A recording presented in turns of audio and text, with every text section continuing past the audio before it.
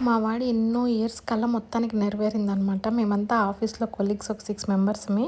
నేను మ్యారీడ్. నాకంటే వీళ్ళందరూ చిన్నవాళ్ళనమాట. 90స్ కిడ్స్. వాళ్ళకి పెళ్లి మీదున్న గోల్ అంతా ఇంత కాదు. మా పెళ్లెప్పుడు జరుగుతది? మా పెళ్లెప్పుడు అయితదో? అని చెప్పి ఇదే ఏడుపు రోజు.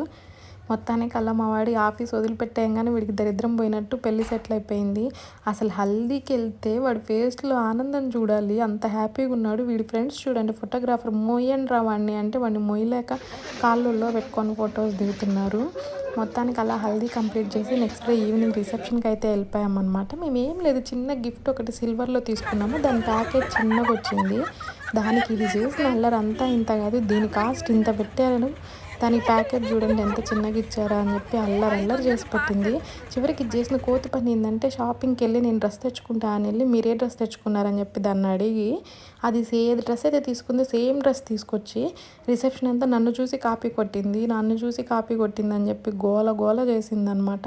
మా వాళ్ళు గిఫ్ట్ తెచ్చారు కానీ గిఫ్ట్ పైన కార్డు తేవడం మర్చిపోయారు. చివరికి వేరే వాళ్ళ గిఫ్ట్ది పీకి దీనికి పెట్టి పేర్లు రాస్తున్నారు చూడండి. అలా మొత్తానికి రిసెప్షన్ అయితే ఎంజాయ్ చేసి ఒక ఫొటోస్ దిగేసి ఫుడ్ తినేసి అయితే వచ్చాము. నెక్స్ట్ డే మార్నింగ్ మ్యారేజ్కి వెళ్ళాలి. 9 to 10 మ్యారేజ్. మేము వెళ్ళేసరికి మ్యారేజ్ అయిపోయింది.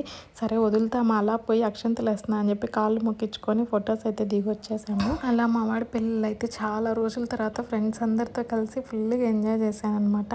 నేను చేసిన ఫస్ట్ జాబ్, ఫస్ట్ పరిచయమైన గ్యాంగ్ అనమాట. అందుకే సంథింగ్ స్పెషల్ వీళ్ళు.